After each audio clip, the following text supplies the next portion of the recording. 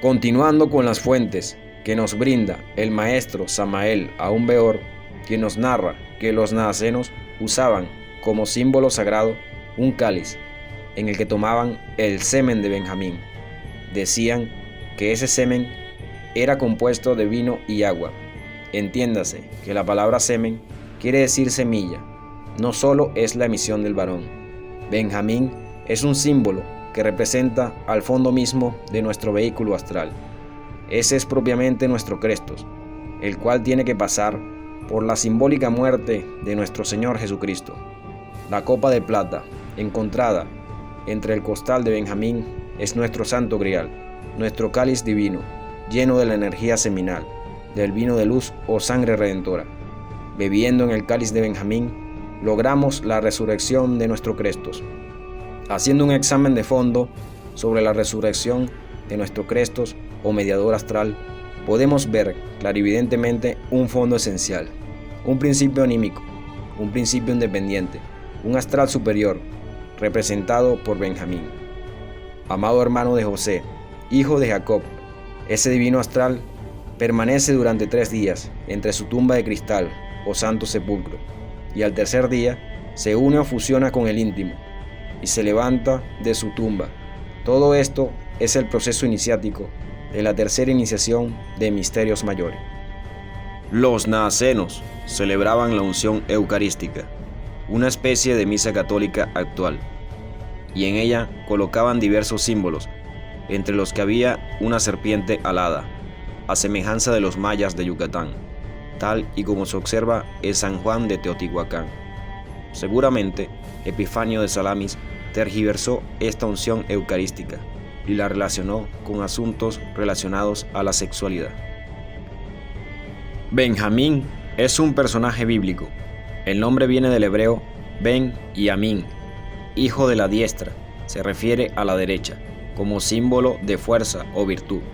Según la Biblia, es el hijo menor del patriarca Jacob y Raquel. Por extensión general se llama Benjamín al hijo menor de una gran familia. De acuerdo con la Biblia, Ben-Oni era el nombre original que le dio Raquel a la criatura en el momento de su nacimiento. Ben-Oni significa hijo de mi dolor y es una alusión a la muerte de Raquel tras el parto. Jacob cambió el nombre por el de Benjamín, que significa hijo de la diestra o hijo de buen augurio, en contraposición de hijo de la siniestra. Los estudiosos de la Biblia consideran que los dos nombres provienen de dos fuentes diferentes, una yavista y la otra elohista. Nació cuando su padre tenía 100 años, y el Génesis nos dice que era muy querido por su padre Jacob. También era el más querido por su hermano José.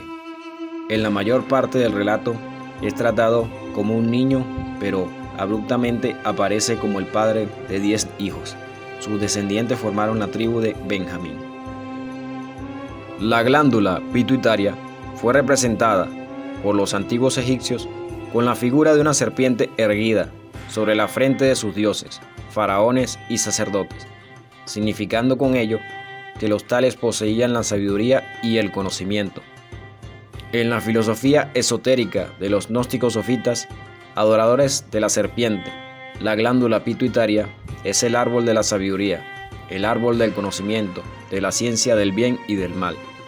Y enrollada a este árbol está la serpiente tentadora del deseo.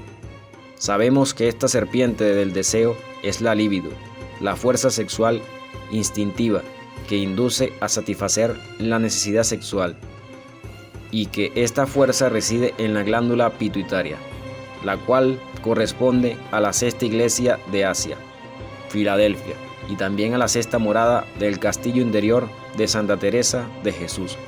En la sexta morada, Santa Teresa de Jesús habla del gozo inefable, mezcla de dolor y placer, dolor que es sabroso y dulce, que siente el alma y que la hace estremecer, y aún quejar del deseo insatisfecho de ser poseída por el esposo, que reside en la séptima morada.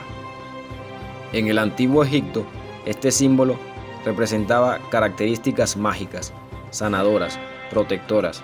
También era el símbolo solar del orden. y el estado perfecto. El gran gnóstico Valentino de Alejandría consideró alegóricamente a la glándula pituitaria como una emanación femenina, dándole el nombre de Sofía Achamout, o la sabiduría de lo alto, la cual, habiéndose enamorado de Bitos, el abismo, sin ser correspondida, concibió en su seno sin tener el concurso de ningún eón masculino, y dio a luz, como fruto único del ardor de su deseo, a una hija llamada Pensamiento. Por otra parte, la glándula pineal se corresponde con el séptimo chakra, llamado Sahasrara, y la séptima iglesia. Se le describe en los libros hindúes como de 1000 pétalos. Aseguran los yogis de la India que esta glándula es la ventana de Brahma, el ojo de diamante, el ojo de la polividencia, el ojo divino del espíritu, que nos confiere el poder de penetrar en la memoria de la naturaleza, la cual, mediante cierto entrenamiento especial, nos da la percepción del ultra. En el antiguo Egipto se representa con el ojo de Horus. Según la medicina moderna, la glándula hipófisis, ubicada en el cerebro, controla a otras glándulas que segregan hormonas, tales como las que se encuentran en los ovarios. Estas activan y regulan funciones como el deseo sexual. La glándula pineal o epífisis influye en la secreción de la glándula pituitaria sobre las hormonas sexuales, tales como la hormona foliculoestimulante y la hormona luteinizante. Muchos la consideran el portal al alma. Está relacionada con el pensamiento humano, el humor, la energía vital y la conciencia. Los ejercicios de respiración activan a la glándula pineal y la hipófisis al mismo tiempo, que estimulan el flujo del líquido cefalorraquídeo. La meditación en lugares completamente oscuros permite la producción de dimetiltitramina o DMT, un alcaloide que le causa al cerebro sensaciones elevadas de conciencia y compasión universal. Para los griegos, la serpiente era el símbolo del dios Asclepio, el dios de la medicina, dotado, según la tradición griega, con el poder de resucitar a los muertos. De ahí que uno de los símbolos de la medicina y la curación que podemos ver en todas las farmacias sea la serpiente. El término tónico del griego antiguo tonios, perteneciente a la tierra, de tierra, designa o hace referencia a los dioses o espíritus del inframundo, por oposición a las deidades celestes, especialmente Hades y Perséfone. Todas estas divinidades estaban ligadas simultáneamente a las nociones de la vida y la muerte. En la medida en que los vegetales, fuente y símbolo de la vida, hunden sus raíces y extraen su alimento en las profundidades de la tierra. El animal tónico por excelencia era la serpiente, y como tal figuraba en el caduceo de Asclepio. En la mitología griega, Asclepio o Asclepios, Esculapio para los romanos, fue el dios de la medicina y la curación. Venerado en Grecia, en varios santuarios, Asclepio se convirtió en el centro del culto popular. Se construyeron templos en su honor en todas las poblaciones de Grecia. Acudían multitudes que pasaban la noche en habitaciones especiales donde dormir. Allí esperaban que el dios los curara directamente por medio de una aparición en sueños, o que sus sueños les indicaran una cura o signos que el sacerdote del templo pudiera interpretar. El poder de resucitar a los muertos fue el motivo que indujo al dios Zeus a terminar con la vida de Asclepio. El dios Zeus no estaba muy conforme con la resurrección de los mortales, pues temía que se complicase el orden del mundo. Asclepio ascendió a los cielos y se convirtió en la constelación de Serpentario. Hay que destacar que la serpiente fue un animal muy aceptado en la antigua Grecia. Como animal alma, la serpiente estaba especialmente relacionada con la tumba, y sobre todo con la tumba del héroe, representado como símbolo de fecundidad y supervivencia. Esta función particular de la serpiente se desarrolló a partir de su posición de animal protector del hogar. Si bien los mismos griegos sugirieron en ocasiones que el tuétano de los huesos de un cadáver se convertía en serpiente, también la serpiente en ocasiones representa un ícono religioso, un vehículo de lo sagrado, mediante el cual la realidad metafísica y las verdades primordiales se manifiesta en el imaginario griego. Solo tenemos que mirar en los principales mitos griegos: el combate cosmogónico entre Zeus y Tifón, la lucha de Apolo con la serpiente Pitón por la posesión del santuario délfico, el combate de Cadmo con la serpiente Tebana, y los viajes iniciáticos de Jasón en la Cólquide, Heracles en el jardín de las Hespérides, Medusa y Perseo, entre otros.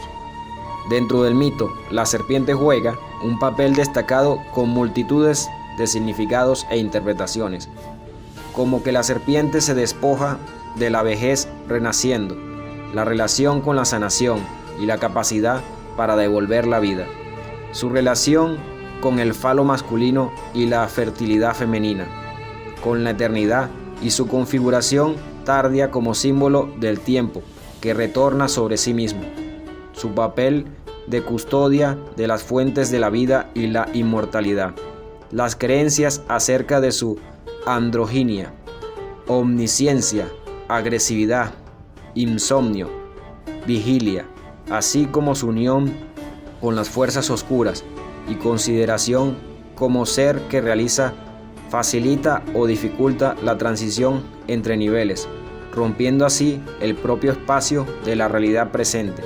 En definitiva, la creencia en una fuerza especial, residente, emanada, inherente o simbolizada en la serpiente. Una fuerza, una energía alineada en el lado de lo primordial, la fuerza pura y sola, en suma, la vida, con todas sus paradojas y complejidades. Por otra parte, el tema de la serpiente, extendida como alma de los muertos, no es demasiado objetiva, ya que se utiliza el término alma sin reflexionar sobre la relación entre la psique, como alma, de los muertos y la serpiente. Hesíodo describía la mudanza de la piel de una serpiente con las palabras: solo la psique permanece. Es posible que la atribución de psique a una serpiente está relacionada con el raro poder de mudar la piel que posee este animal. En Roma, las serpientes eran protectoras del hogar, de la familia y los animales domésticos. Aseguraban la fertilidad, la felicidad y la salud de los hogares. Se creía que su energía vital se transmitía a los humanos y que si se mataba una serpiente, algún miembro de la familia iba a morir. Una leyenda nos cuenta sobre un tiempo de peste en Roma, en el que la sociedad se veía perdida y devastada. Ante tal desesperación, a pesar de tener a sus propios dioses para la sanación, decidieron ir a Grecia, en busca del famoso dios Asclepio, al que llamaron como Esculapio en Roma. Por consiguiente, este se trataba de una escultura de un hombre con un bastón, en el cual tenía enrollada a una serpiente. La escultura del dios fue trasladada en una embarcación a través del río Tíber, y mientras avanzaban se dieron cuenta de que la serpiente enroscada saltó a la ciudad de Tíber, la cual era para los romanos una ciudad maldita, en donde solo podían habitar delincuentes o los desterrados de Roma. Por este predicamento, los romanos comprendieron que debían alzar el templo de Asclepio en aquel lugar, y una vez estuviera listo, las personas enfermas por la peste fueron milagrosamente sanadas. Por esta coincidencia, hoy en día vemos por qué el símbolo de la medicina a nivel mundial mantiene la imagen de la serpiente enrollada en un bastón. Para los persas, la serpiente era la forma de Asidahaka o Sahab, en asbéstico, gran serpiente, que creó Ahriman, el señor de la oscuridad. También se le describe a Dahaka con forma de dragón, que trajo la ruina a la tierra, un demonio rabioso de la religión iraní. Él roba los ganados y trae maldades a los humanos. Es un monstruo con una forma parecida a la de una serpiente, con 3 cabezas y 6 ojos, que también es la personificación de la opresión babilónica de Irán. El monstruo será capturado por el dios guerrero Traetaona o Fereidun y colocado en lo alto de la montaña de Hermagüend, siendo encadenado porque no puede ser matado. En un resurgir final del monstruo escapará de su prisión, pero al final de los tiempos, Frasokereti, que en asbéstico significa serpiente que se come su propia cola, morirá en el río de fuego de Ayousus. Cuando Ahura Mazda creó los cielos, Asidahaka saltó al cielo como una serpiente y en contraposición a las estrellas formó los planetas. El infierno y su símbolo es la serpiente en la religión iraní. Se dice que tiene 1000 sentidos para sangrar serpientes, escorpiones y otras criaturas venenosas. Se dice también que puede controlar las tempestades y traer la enfermedad. También se le conoce como Bepar Af, el que tiene 10.000 caballos, o Dahab. Dice el maestro Samael que la comunidad gnóstica de los naacenos, adoradores de la serpiente, los adeptos de tal orden, simbolizaron al dragón o reflexión del logos con la brillante constelación de 7 estrellas. En forma enfática, clara y precisa se refería a la constelación del dragón. Ciertamente para los gnósticos, la serpiente tiene un carácter totalmente positivo y otro totalmente negativo. Las serpientes se encuentran en todo el antiguo Egipto, incluyendo el desierto, antiguas murallas, el Nilo, así como en el campo, casas y establos de ganado. Se han planteado una amenaza para los seres humanos y animales domésticos, por lo cual los egipcios han sentido una especie de amor-odio hacia ellas. Son consideradas una protección al faraón y a la vez un demonio del inframundo.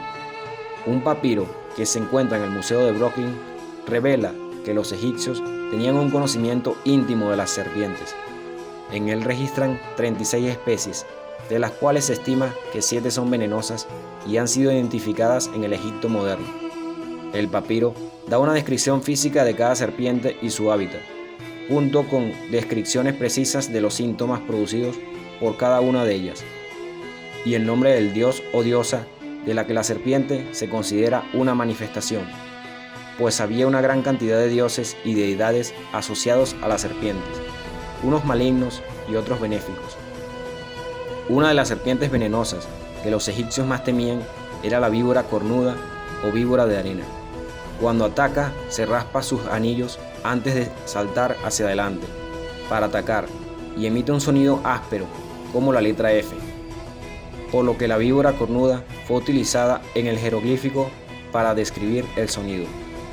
Los textos de las pirámides aluden reiteradamente a la amenaza de las serpientes y se repiten en los textos religiosos a lo largo de la historia del Antiguo Egipto, principalmente atestiguado en el primer periodo intermedio, por el dios de la serpiente Apep o Apophis, la enorme serpiente masculina que fue considerada como el enemigo del orden, o Mat. Ya en el reinado de Ramsés II, Apophis fue objeto de un ritual registrado en varios libros de magia.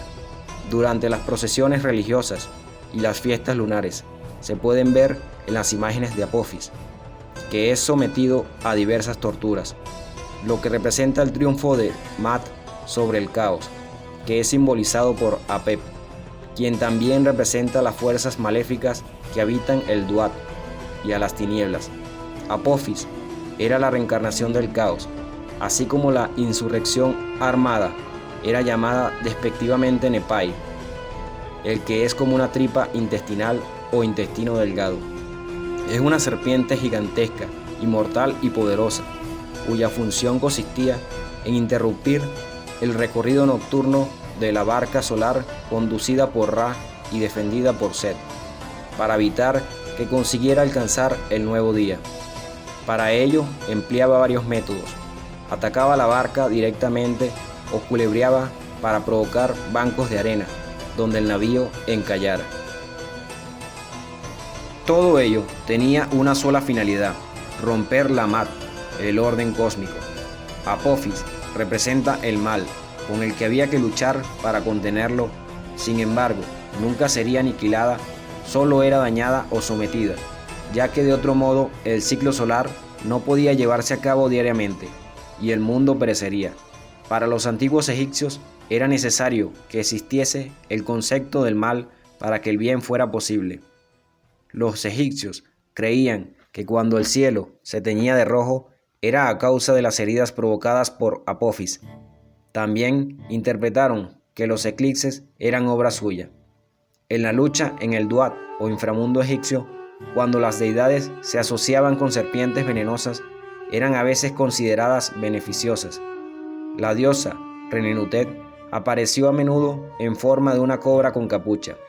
Su nombre deriva de una palabra egipcia que significa enfermera y estaba estrechamente asociada con la fertilidad de los campos, por lo que se le consideró la diosa del granero. En la cultura egipcia, Renenutet, también transliterada Ranut, Ernutet o Renenet, y en griego Hermutis o Termutis, es una diosa cobra de la alimentación, la fertilidad y la cosecha, y guardiana del faraón.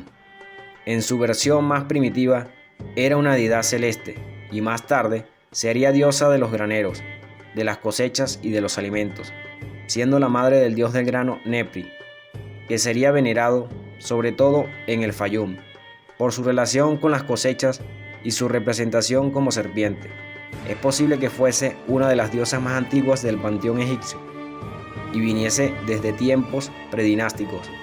La importancia de la cosecha en el antiguo Egipto hizo que la gente le hiciese muchas ofrendas durante el tiempo de la misma. Inicialmente, su culto se centró en Terenutis. A veces, como diosa de la alimentación, se le podía ver con su marido Sobek, a quien se representaba como el Nilo, que con sus inundaciones anuales depositaba el fértil limo que permitía abundantes cosechas. A Renenutet se le consideraba la madre de Nehekhau, que a veces se le representaba también como una serpiente. Cuando se le veía como la madre de Nehekhau, Renenutet tenía por marido a Heb, que representaba la tierra. Su nombre sugiere la idea de nodriza o cría de niños. Se enfatiza así su papel como encarnación de la divina maternidad, representada como una mujer o una mujer con cabeza de cobra, que amamanta a su hijo. En la era de las pirámides es primordial la protección y tutela de Renenutet a los gobernantes. Junto a la diosa Mesyenet, impulsa a Nonato a su nacimiento y le fomenta el deseo de vivir, cuidando de que la madre tenga leche suficiente para amamantarlo. También sería la encargada de dar alimento a los difuntos para que puedan sobrevivir en el más allá. Otro de sus aspectos es su identificación con Mat, y en la letanía de Ra se le denomina Señora de la Justificación. También representa el poder mágico de las vestiduras de lino, usadas por el rey, y los vendajes de las momias, por lo que se le llama la Señora de las Vestimentas, y más tarde se le asociaría al destino de los humanos. Como diosa serpiente, adorada por todo el Bajo Egipto, Renenutet fue asociada cada vez más con la diosa Uadyet, poderosa protectora de la zona, y otra diosa serpiente representada como una cobra. Finalmente, Renenutet fue identificada como una forma alternativa de Uadyet, cuya mirada se decía que masacraba a los enemigos. Uadyet es la cobra de la corona de los faraones. A Renenutet se le representa como una cobra o como una mujer con cabeza de cobra, a veces amamantando al infante real, y puede llevar una corona con 2 plumas, un urio o el disco solar entre 2 cuernos. Son numerosas las representaciones de la diosa impulsadas por reyes como Amenemhat III en el Fayum, y existen templos con capillas dedicadas a ella. En lugares como Medinet Madi se realizaban ofrendas de los primeros frutos, así como himnos cantados a la estatua de Renenutet por la cosecha recolectada. aunque su nombre aparece por primera vez en el Imperio Antiguo. En los textos de las pirámides no se representa en el arte hasta el Imperio Nuevo. La diosa Renenutet era adorada por todos en Egipto y su culto tuvo especial relevancia. En Egipto la cobra representa al sol, Uraeus. Era un símbolo de resurrección, siendo el animal protector de los faraones. Y en la ciudad de Buto eran veneradas por su carácter benéfico. El Urio, en latín Uraeus, es una representación de la diosa Uatyet, con forma de cobra erguida. La imagen del Urio constituyó el emblema protector preferente de muchos faraones, quienes eran los únicos que podían portarlo como atributo distintivo de la realeza. Uatyet es la señora del cielo, simbolizaba el calor ardiente del sol y la llama del fuego. Más adelante, el ojo de Ra simbolizaba la fuerza del crecimiento, la fertilidad del suelo y de las aguas. Era la diosa protectora del Bajo Egipto y del faraón en la cultura egipcia. Se representaba con la cobra, presente en la corona del Bajo Egipto. Se le representaba como una mujer con la corona roja del Bajo Egipto y el Uraeus, también como cobra, sobre un cesto con la corona roja, otras veces como una leona con disco solar, y el Uraeus, hija de Anubis y esposa de Hapimet, amamantó a Aurus niño, hijo de Isis, y lo protegió de Set. Uatyet fue una diosa protectora del faraón y del Bajo Egipto. Era parte del título real las dos señoras, junto con la diosa Nekhbet, que protegía el Alto Egipto, que simbolizan el reinado sobre las dos tierras, el Bajo y el Alto Egipto. Uatyet era la cobra y Nekhbet el buitre. Su nombre significa papiro de color verde. También se le llamaba la verde, pues representaba la fertilidad del suelo. Originaria y patrona de Buto, en el Bajo Egipto, donde tenía un famoso oráculo. También fue venerada en Tanis. Su fiesta se celebraba el 7º día del mes de Paini. Dentro del antiguo Egipto existían multitudes de dioses, representados con forma de serpientes o acompañados de serpientes. Entre otros tenemos a Quebehut, serpiente o mujer con cabeza de serpiente. En los textos de las pirámides, esta diosa funeraria está considerada la serpiente celestial, encargada de lavar a Ra y por extensión refrescar y purificar al difunto. Más tarde fue sustituida en esta tarea por Yentiyabet. Su nombre significa agua fresca, es decir, el líquido de regeneración, función que la condujo a convertirse en diosa de las libaciones de agua fría, y se identificó con la ofrenda de 4 vasos redondos que se presentan al fallecido. Upsep, la que quema, diosa vinculada a la leyenda de la diosa lejana, donde se convierte en el Ureus, cobra de Ra, que escupe fuego sobre sus enemigos. Merseger significa la amiga del silencio, o la amada de quien crea el silencio, es decir, la amada de Osiris. Nehebkau, demonio, serpiente pitón de 2 cabezas, puede aparecer dotado de miembros humanos. Nos encontramos ante una divinidad que los textos mencionan como indestructible, inmune a cualquier clase de ataque y capaz de sanar a todos aquellos que hubieran sido picados por un animal venenoso. Su nombre significa armonizador de Kas, o aquel que une o concede los Kas, y lleva los títulos de el que engancha a los espíritus y otorgador de dignidades. Es el protector de la realeza e imprescindible en los ritos de coronación, encargándose de anunciar a los dioses la toma de poderes del nuevo monarca.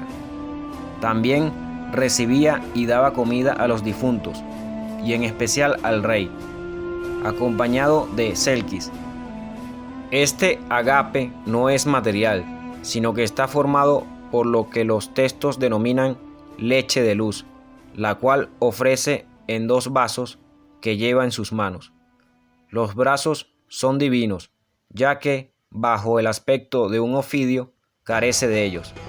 Nehekhau tiene una personalidad fiera, una gran agresividad, características que le hacen no ser del todo gobernable. Precisamente por eso ha de ser controlado por el mismo Atum, que es la parte más primitiva e invisible de este dios. Habita en las aguas primordiales y con tal función sirve de protección a todos los seres benéficos que transitan por el más allá.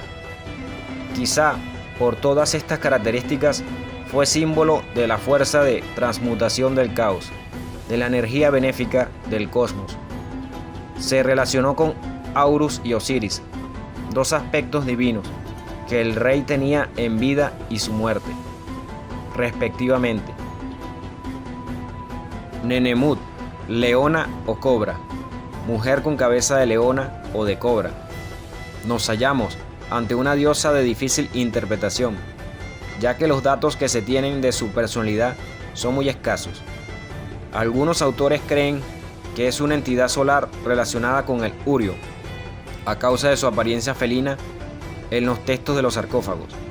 En el templo de Seti I se encuentra bajo el aspecto de una cobra, lo que denotaría aún más esta función. Otros estudiosos la ponen en relación directa con una región del cielo e interpretan que podría tratarse de un aspecto de la diosa Nut, junto a la que es representada con frecuencia, teniendo en cuenta que Nut es la que diariamente pare al contracielo Naunet y que éste se entiende como la placenta de la diosa del firmamento. Podría decirse que Naunet y Nenemut son formas distintas de designar a una misma deidad. Por otro lado, sabiendo que el término Nenemut se relaciona con el sarcófago, nos encontramos de nuevo con que la vinculación entre ambas divinidades puede ser correcta. El difunto se introduce en el cuerpo de la diosa, es decir, en el sarcófago, para que la deidad vuelva a darle a luz en el más allá. Neter-An, dios viviente, divinidad encargada de proteger las regiones del inframundo y defender al dios Sol en su travesía nocturna. Harpócrates, su nombre romano y griego es Harpócrates, pero su nombre egipcio es Harpa-Heret, halcón o niño desnudo, con un dedo de su mano derecha metido en la boca. En el lateral de su cabeza lleva la coleta distintiva de príncipe, y sobre aquella puede tener un disco solar con plumas, con la personalidad de Horus sobre los cocodrilos, infante desnudo y peinado con la coleta lateral de la niñez, en pie sobre 2 cocodrilos. Lleva en sus manos serpientes, escorpiones y otros animales venenosos o dañinos. Sobre su cabeza aparece a menudo la imagen del dios Bes, protector de la infancia. Etepes Sekhus, también Etep es Qs, diosa cobra que aniquila a los enemigos de Osiris, en virtud de su poder como ojo de Ra. Sata, hijo de la tierra, serpiente representada con piernas y pies humanos. Su nombre estaría asociado al hecho de que las serpientes se ocultan en cuevas o cavernas, y por eso se las considera ligadas al dios de la tierra, Heb. Nak, serpiente que combatía el sol naciente en su forma como Kepri, rodeándolo con su cuerpo para impedir que emergiera. Los dioses del borde del horizonte lo volvían inofensivo, inmovilizándolo con sus fórmulas. Se lo identificó con Apep.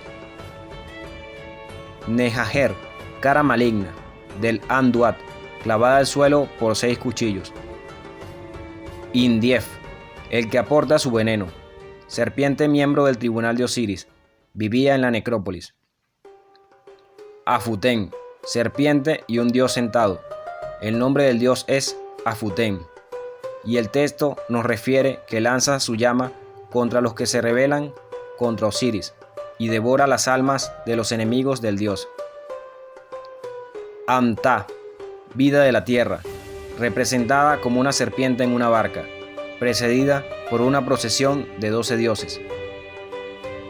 Tes-Herau, la que inclina las caras, serpiente del que venda las caras. Este es el Ba, alma de Sokar, el que está a la cabeza del Duat. Set-He, serpiente que acompañó a Horus o Herú. Het, la ardiente, una enorme serpiente, está enfrentada a los enemigos de Osiris y escupe fuego contra el rostro de su líder. Chenti, la caminante, serpiente con 8 cabezas, de pie, con 8 pares de piernas humanas. Bata, tiene una cabeza con barba a cada extremo de su cuerpo, usando la corona del sur. Saitemui, Sati de los 2 cuchillos, diosa serpiente. Para los israelitas, la serpiente no tenía un carácter diabólico. Es más, algunos hallazgos arqueológicos confirman el uso de amuletos de bronce en forma de serpiente para practicar sanaciones rituales. Era un símbolo de renovación del ciclo de la vida. Fueron algunos grupos de los primeros cristianos que la identificaron con la figura del demonio. Dice el gran maestro Krumheller que jamás faltaba sobre los altares de los nazarenos el símbolo sagrado de la serpiente sexual. Realmente el poder, la fuerza que acompañó a Moisés fue la serpiente sobre la vara, que luego se convirtió en la vara misma. La serpiente fue ciertamente la que devoró a las demás serpientes y la que habló a Eva. El sabio Viracocha, en otro párrafo de su inmortal obra titulada La Iglesia Gnóstica, dice: Moisés en el desierto mostró a su pueblo la serpiente sobre la vara y les dijo que el que aprovechara esa serpiente no sería dañado durante su trayecto. Todo el poder maravilloso de Moisés residía en la serpiente sagrada del Kundalini. Moisés practicó muchísima magia sexual para levantar la serpiente sobre la vara. Moisés tuvo mujer.